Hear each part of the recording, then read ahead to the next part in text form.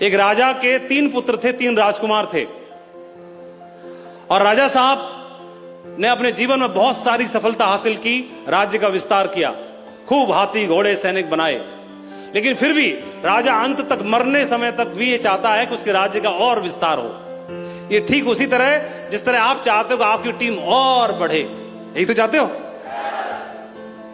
तो राजा साहब ने ये डिसाइड किया, अपने तीनों राजकुमार को बुलाया और बोला कि राजा साहब 3 साल की धार्मिक यात्रा पे जा रहे हैं, आध्यात्मिक उन्नति करने के लिए।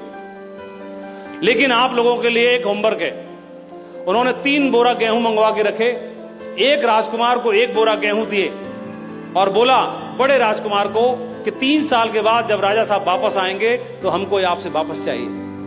दूसरे को दिया, तीसरे को दिया, और राजा साहब रथ में सवार होकर चले गए 3 साल के लिए विदेश यात्रा पे। 3 साल तक बड़े राजकुमार को 1 बोरा गेहूं मिले। तो 3 साल के बाद वापस करने हैं, तो उन्होंने एक बढ़िया स्ट्रॉन्ग रूम ढूंढा जिसमें चूहे छेद न कर सकें, जिसमें मतलब दिक्कत ना हो, और एक पहरेदार दिन में और एक पहरेदार रात को ड्यूटी लगा दी और 7 ताले लगा करके और गेहूं बोरे को सुरक्षित रखवा दिया। दूसरे वाले राजकुमार ने बोला कि अरे सुरक्षित कितना भी करवा लूं फिर भी गेहूं को घुन लग जाएंगे, कीड़े खा जाएंगे, ये तरीका ठीक नहीं है। उसने सोचा, तीनों के अपलाइन एक ही हैं, तीनों का सिस्टम एक ही है और तीनों की कंपनी एक ही है, तीनों की ट्रेनिंग एक ही टाइप की है, लेकिन कॉमन सेंस तीनों के पास भगवान ने अलग अलग देके भेजा है। दूसरा वाला सोच रहा है खराब हो जाएंगे।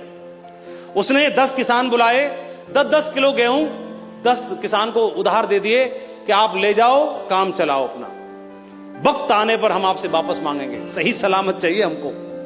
दूसरे ने उधार दे दिए। तीसरे वाले ने दिमाग लगाया और एक बंजर जमीन देखी, वो जमीन को तैयार कराया, हल चलवाया, ट्रैक्टर चलवाया, तैयार करवाया, खाद फिकवाई और उसमें सारे 1 बोरा गेहूं फिकवा दिए।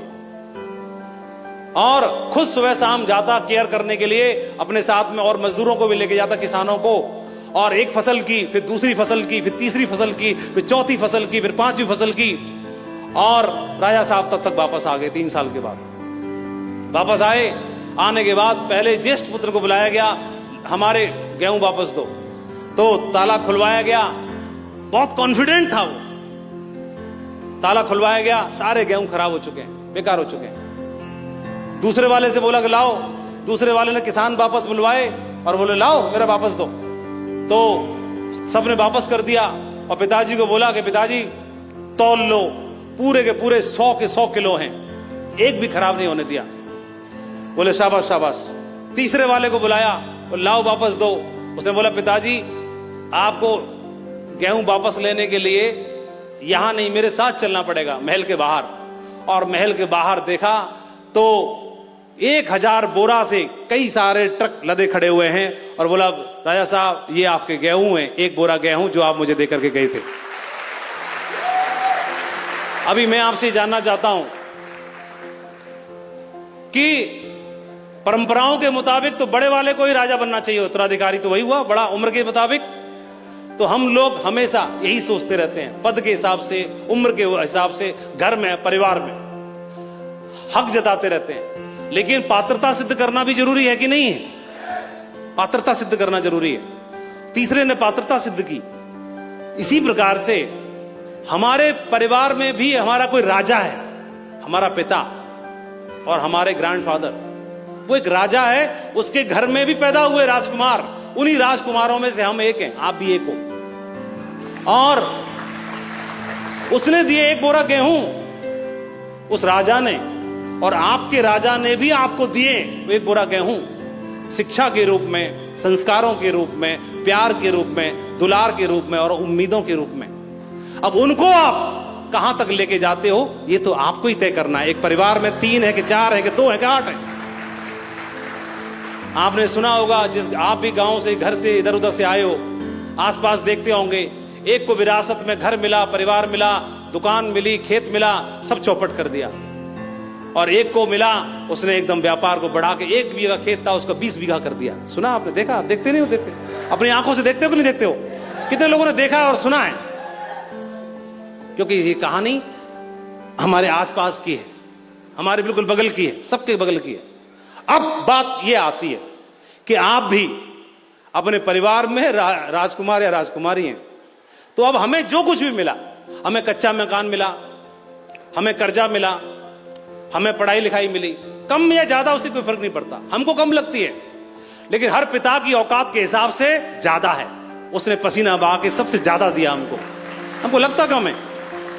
अब उसको कहां लेके जाना है, उसको कहां लेके जाना है? तो हमको लगता है कि मैंने सरकारी नौकरी कर ली, मैंने कच्चा मकान था उसको पक्का कर दिया, तो मैंने तो बढ़ाया ही है। अरे आप बढ़ाया ही है तो उसको 1 बोरा के 2 बोरा क्यों, 2000 क्यों नहीं? मैं आपसे ये पूछना चाह रहा हूं। तो कोई रास्ता आपको मिला है, उसको कहां तक लेके जाना है ये आपने तय करना है। मैं ये नहीं कह रहा सेफ सुख करो, आप जहां पर हैं, जिस हाल में जैसे हैं, वह जो नाम जो चला आ रहा है, हम उम्मीद करते हैं कि वो करे, कि ये करे, कि ये करे, कि ये करे। और 1-1 इंच के पीछे लड़ाई होती है चारों राजकुमारों में कि ये मेरी है, कि मेरी है, कि मेरी है। ना ना ना ना, ये आप देखने की आवश्यकता है कि आप उस घर में हो, आपको भी वही संस्कार मिले हैं, तो अब उस विरासत को, अब उस साम्राज्य को अब कहां तक पहुंचाया जाए, ये आपको तय करना है। और उसके लिए रास्ता आप ढूंढो, परमात्मा ने ये दे दिया। अगर ये नहीं समझ में आ रहा तो फिर कहीं और से कर लो, हमें भी बता देना, हमको ये समझ में आया, हमने ये किया। ये समझने की आवश्यकता है। कोई एक कारण जो आपके जमीर को झकझोर दे, कोई वो कारण आपको ढूंढना है, जो कारण आपके जमीर को झकझोरे। क्योंकि जन्म तो हो ही गया, जन्म होने की परिस्थितियां अलग अलग हो सकती हैं। जन्म हो गया, अब जन्म हो गया है, अब जन्म कैसे हुआ क्या फर्क पड़ता है, जन्म तो हो गया ना। अब जन्म जिस घर में हो गया, हम उसे स्वीकार कर लेते हैं, एक्सेप्ट कर लेते हैं। किसी पढ़े लिखे घर में हुआ, या किसी गांव में हुआ, किसी गरीब घर में हुआ, कि किसी संभ्रांत परिवार में हो गया, क्या फर्क पड़ता है? जहां भी हो गया हम उसे स्वीकार कर लेते हैं। बोलो हाँ कि ना?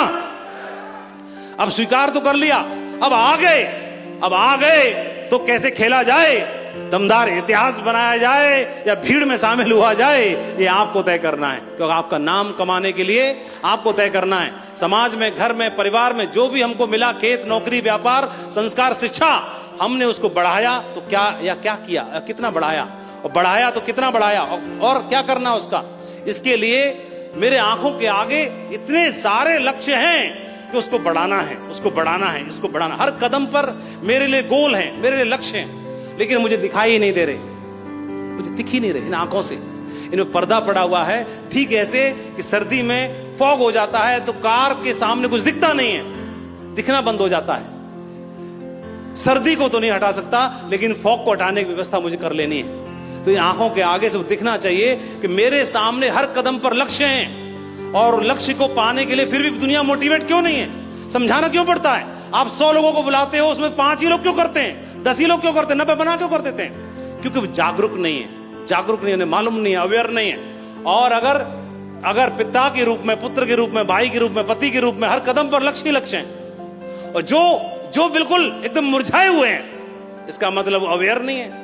तो उनको जरूरत है किस चीज की? जगाने वाले की।